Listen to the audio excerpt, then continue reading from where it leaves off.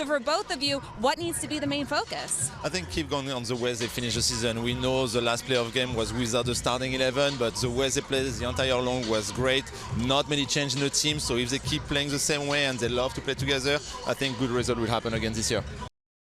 Alongside Sébastien and Shannon Williams, I'm Marissa Pilla. Well, we're pitch side, which means let's turn our eyes to the pitch with what exactly we are watching for in this game. Seba, you're up first. So I go again. No, I'm going to repeat myself, but attacking the flank. We all know the success the Union have, the past few years with Wagner, with Baizo, with a great delivery, the combination they do with Bedoyan Flag, plus, having Gazdag, maybe coming sometime drifting, playing like a 3v2 to then giving good, service to Burke and Carranza in the box can be huge, because I know this Minnesota team is very good offensively, and Lod and Faragapane on the right side and left side don't want to defend. So if the Union can really go transition quickly and have them chase the game, not really go in counter-attack and have them running, it will be a good thing for the Union. With Sébastien, Toux, I'm Dave Leno. It seems like the energy and the pace has waned for the Union in the last 15 minutes. The first 30 minutes looked really good, despite the goal that ended up after the deflection off of Harriel and beating Blake.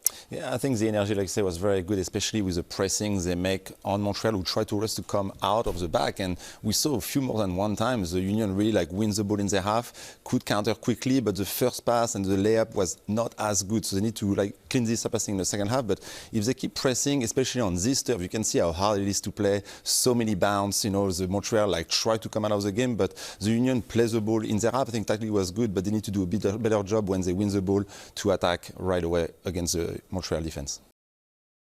Let's get right to our Heineken first half highlights. We begin, Seba, after a long ball, the best Union chance, 15th minute by Carranza. Yes, a great deflection with Carranza. We've got a great strike on goal, but Breza makes a great save. But I love this play where Santos, Gazdag and Carranza play very close to each other and run off each other to get the first chances.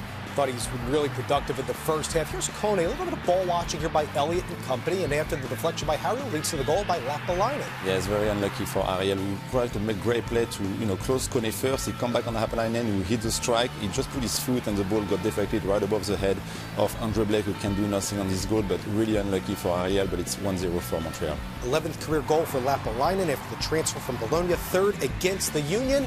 And after this free kick from Mihailovic, it leads to a Torres chance that Blake gets just enough. Yes, a little bit falling asleep on Torres, who was top of the box, nobody marking him, and Andre make a little save, to help the team staying at 1-0 before the halftime. But it was a bit less energy from the team in the last, 10 minutes of this game, and you can see on the free kick, Torres a little bit by himself, who had a good strike, but Andre makes a good save.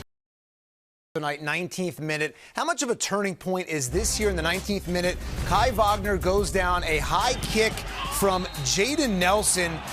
This really should be a red card, but it's only a yellow. Yeah, it's only a yellow, but everybody can see it, especially on the replay. It's very hard for us to not know that the referee doesn't go to the VAR to see that it was a clear foul for a red card. Even Jim Curtin is, annoyed about it. But you see that on the second half, Nelson didn't even come back on the field because I think Bob Bradley knew that it was supposed to be a red card, and probably the referee told him that one more foul from him, it could be a second yellow and he'll be off the game. That's why he got subbed at halftime. And why in that moment, at that point in the game, so early, not getting the red card, why does that change things so much? It's just because the Union really have a good handle of the game. At this point, you can see the press they have the first 15 minutes. They got 4 corners. They were really having a good handle of this game, and having this bad call from the referee really get into the head of the player. And you can see the frustration building, and then when they come to halftime, you can see that the thing changed. It's still in the back of their head that it could have been a better call for them, but it didn't happen. And then Toronto scored the second goal and everything changed, and you can see the frustration of the players.